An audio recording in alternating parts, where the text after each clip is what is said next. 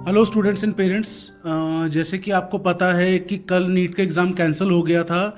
NTA ने officially अपना statement भी रिलीज़ किया था, 12 मई को पीडीएफ रिलीज़ की थी, जिसके अंदर उन्होंने मेंशन किया था regarding the cancellation and reconduct of the NEET exam. तो आज उसके ही कुछ पॉइंट्स हम डिस्कस करने आ रहे हैं, और जो गवर्नमेंट का नोटिस है वो आपको इस वीडियो की डिस्क्रिप्शन में मिल जाएगा, जिसको आप डाउनलोड भी कर सकते हैं।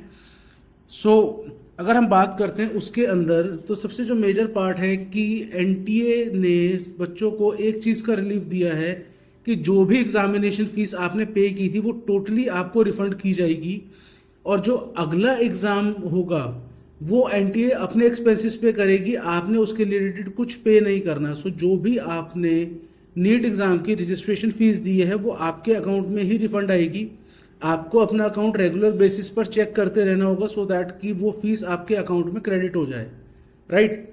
उसके बाद अगर हम बात करते हैं तो उसमें किसी भी तरीके के री एग्जामिनेशन चार्जेस नहीं होंगे। उसका सारा जो एक्सपेंस टेक केयर है वो एनटीए ही करेगी। उसके अंदर आपने कोई चीज़ पे नहीं करनी। हाँ, बट इसके अंदर किसी भी तरीके का कोई नया रजिस्ट्रेशन नहीं एक्सेप्ट किया जाएगा। जो स्टूडेंट ऑलरेडी रजिस्टर्ड हैं वही स्टूडेंट्स जो हैं इस री नीट के अंदर बैठेंगे।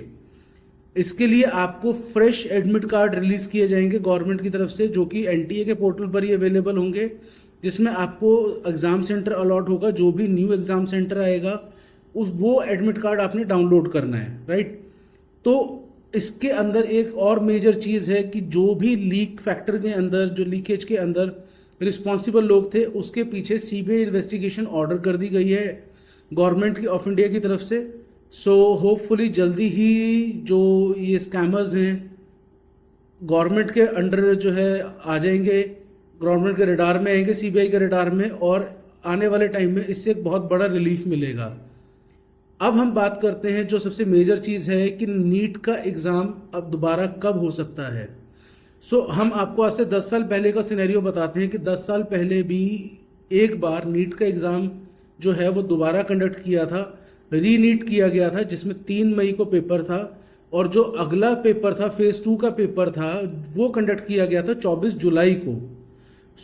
अप्रॉक्सीमेटली जो एक्सपेक्टेड डेट है that could be in the month of July, और जुलाई मिड के आसपास चांसेस हैं कि नीट का एग्ज़ाम दोबारा किया जा सकता है, अगर हम बात करते हैं प्रीवियस सिनेरियोज की। और अगर हम बात कर, क्योंकि गवर्नमेंट को पेपर सारा रीडिज़ाइन करना पड़ेगा, सारे सेंटर्स सारी चीज़ों को रीएलोकेट करना पड़ेगा, तो जितना टाइम यूजुअली वो रजिस्ट्रेशन से लेकर एग्ज़ाम ड्यूरेशन के बीच में होता है, मोस्ट प्रोबेबली उतना ही टाइम लग जाएगा। तो आपके पास अच्छा खासा टाइम है प्रिपरेशन के लिए। ऐसा मोस्ट प्रोबेबली नहीं होगा कि 10-15 दिन के अंदर ही आपका री एग्ज़ाम कंडक्ट हो जाए। ऐसा नहीं है कि आज 13 मई है तो 25 मई को या 30 मई को आपका एग्ज़ाम कंडक्ट हो जाएगा, ऐसा नहीं होगा।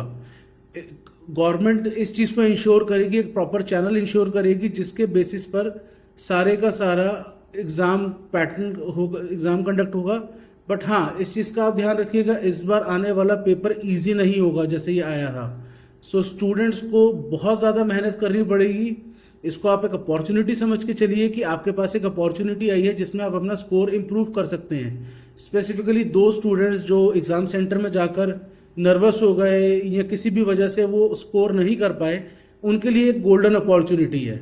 बाकी आपको काउंसलिंग रिलेटेड कोई भी क्वेरीज हैं या कोई भी डाउट्स हैं तो आप हमारे इस वीडियो पे कमेंट कीजिए, और फर्दर ऐसी नोटिफिकेशंस और अपडेट्स के लिए हमारे चैनल को लाइक और सब्सक्राइब कीजिए, और ज़्यादा से ज़्यादा स्टूडेंट्स के साथ शेयर कीजिए, सो दैट कि उनको एक जेन्युइन गाइडेंस और एक जेन्युइन इन्फॉर्मेशन पास ऑन हो सके।